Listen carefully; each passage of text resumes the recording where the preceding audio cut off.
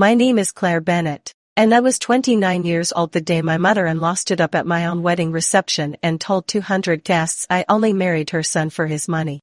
She said it with a smile on her face, like she was announcing the next song. The band went quiet. My new husband's hand froze on mine. And I just sat there in my dress, in my veil, and I didn't say a word. Not yet. Welcome back to my channel.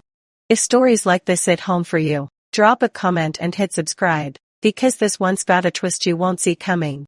I grew up in a small town outside Tulsa. My mom, Diane, cleaned houses for a living. My dad, Ray, drove a delivery truck for 31 years without missing a shift. We didn't have much, but we had each other, and nobody ever called us less than we were except the people who thought money made them better. I met Mark Whitfield at the hospital where I work as a physical therapist. His grandfather was recovering from hip surgery, and Mark showed up every single day. No complaints, no attitude, just love. That's who I fell for. Not the family name. Not the money. Him. His mother, Eleanor, never liked me. From day one, she asked me questions that sounded polite but were really just her checking my bank account through conversation. So what does your father do again? Oh, a truck driver. How sweet. She said sweet the way other people say sad. I paid for half the wedding myself. I didn't want anyone whispering behind my back.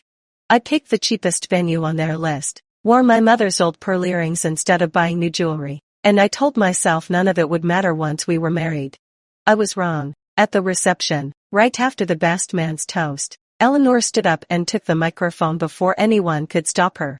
She smiled at the room, then she smiled at me, and she said, I just want everyone to know how proud I am of my son for being generous enough to marry a girl who clearly needed rescuing. A few people laughed nervously. Then she said it straight out. Let's be honest.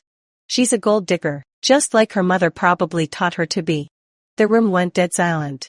My face burnt. Mark opened his mouth, but nothing came out. He'd spent his whole life letting his mother win arguments just to keep the peace. I didn't scream. I didn't cry. I sat there with my hands folded in my lap, and for a second, I actually believed I deserved it, just for coming from nothing. Then my father stood up. Ray Bennett had said maybe 10 words all night. He set down his glass of water, buttoned his one good jacket, and walked toward the front of the room slow and steady, like he had all the time in the world. Eleanor, he said, calm as ever, I wasn't going to bring this up, but you brought my daughter's name into it, so now I'm bringing up yours. Eleanor's smile cracked just slightly. 20 years ago, my dad continued, I did some renovation work on a house out on Miller Road. Struggling family. Behind on payments, about to lose everything. The wife came to me crying, asked if I could fix the porch for free because they had no money left. I did it. Didn't charge a dime. That wife's name was Eleanor Cole before she married into money and forgot where she came from. You could have heard a pin drop in that ballroom. Eleanor's face went completely white, her hand gripped the microphone stand like she needed it to stay standing. That's not she started. It is, my father said. And I never told a soul, because I figured everybody deserves a second chance without the whole world watching. But you just stood up here and shamed my daughter for having nothing, when you built your whole life on somebody giving you a chance when you had nothing to. Nobody clapped. Nobody laughed. The room just watched Eleanor Whitfield, the woman who ruled every conversation, standing there with absolutely nothing to say. I stood up, walked over, and gently took the microphone from her shaking hand. I didn't yell. I didn't gloat. I just said, I'm not going to stand here and defend myself against a lie. I know where I come from, and I'm proud of it.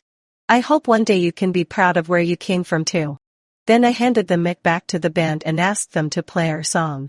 3 years later, Eleanor sends a birthday card to our daughter every single year, signed Grandma Eleanor, with love. She's never brought up that night again, and she never talks down to me anymore, not because she's scared of my father's story getting out, but because for the first time in her life, somebody looked her straight in the eye and refused to be ashamed. You can't shame someone who already knows exactly who they are. If this story moved you, comment I know who I am below. And subscribe to Hidden Family Revenge for more stories of ordinary people who stood tall when it mattered most.